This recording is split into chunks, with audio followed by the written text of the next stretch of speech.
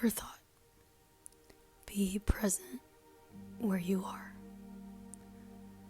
Know where you are. It is super easy just to say that and be like, well, I know where I'm at. I am where I am. But are you mentally where you are? I think, especially for me, like, I just say it from the perspective of I can get into a situation and be in a place, but be in the future. My mind is looking forward. My mind is already 10 steps in front of me. Because I want to get there. I don't want to be here, stuck, doing something I don't want to do, something that I absolutely do not like. So I look forward. And I want something rather than wanting what I have now. I know this is like something I've talked about before, but I feel like today it really resonates because there's so many things in front of me, but I have to be current and I have to stay now because the person I was a few months ago would have loved to be here, would love to be in the situation that I am. And I think trying to soak up this moment and really be present is what I'm trying to do, because there's just a time and a place when you'll never get back this moment. You will never be this young, or I will never be this young. Maybe you'll never be this young either. Well, you are. Like, it's kind of like today is the youngest you'll ever be, or today is the oldest, or actually no, that's not true, because tomorrow you'll be older. But the current life that you're living is the youngest you'll be. And you want to live it now. Live it the way that you want. But take it with a grain of salt. I think you should live it as a way that fulfills you. In a way that you know that will fulfill your future self. And it's super easy at times to be so complacent now and try to have so much pleasure, I guess, that you kind of forget the future. But then there's also from the opposite perspective of you look so far into the future and you work so hard now that you don't live and you're just surviving.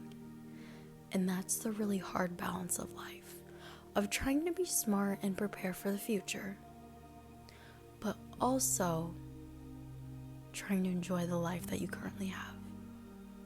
Because I definitely was feeling very overwhelmed with all my classes and with everything that I have going on and trying to figure out the future. But it was so funny because I was just talking with my dad, and it was from the perspective of I was very overwhelmed and I was like, about the future. But it was late at night. It was like 12:30 and I was sitting next to him. And I was like, I know you would say, all you have to worry about right now is going to bed and waking up. That's all you have to worry about. Because that's the only thing you have in the present. And I think that's the thing that kind of switches me outside of my head. Because there are so many times that you can get into your head and then kind of forget the present moment that you're in. You spiral and you just want to look to the future because that's all you can think of. But then you kind of have to battle the fires that you have now. It is very hard.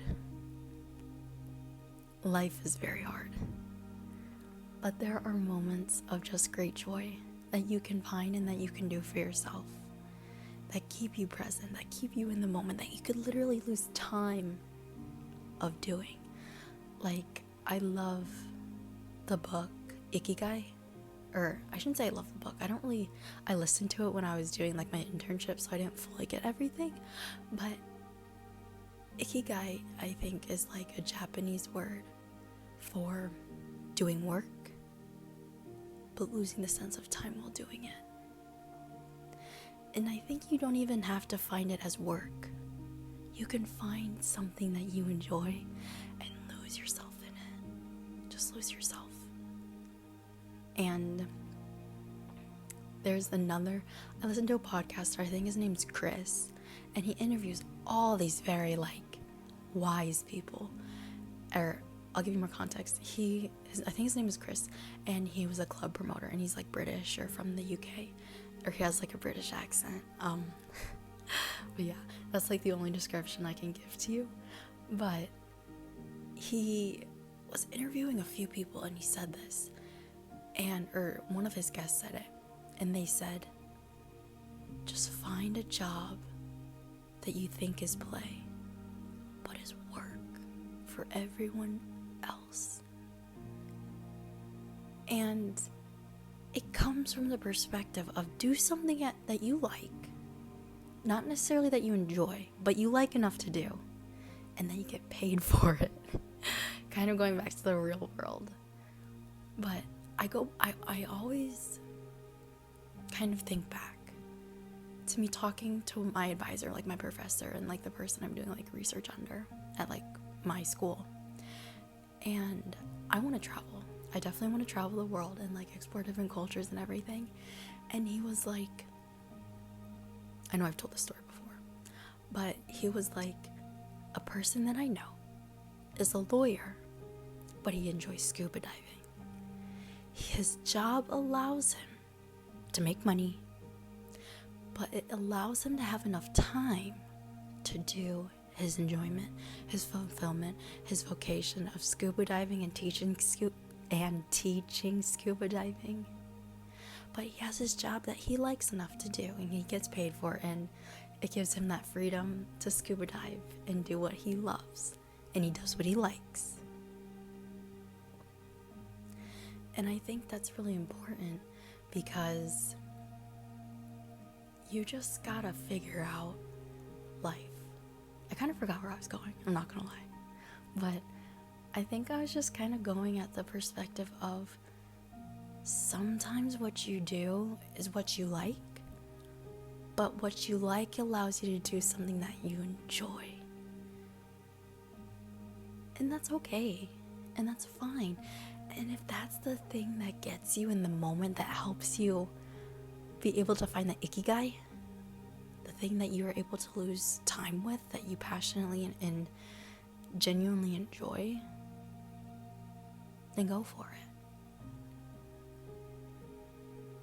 No one is gonna judge you more than than you judge yourself. And I think that's from the perspective of an outside perspective.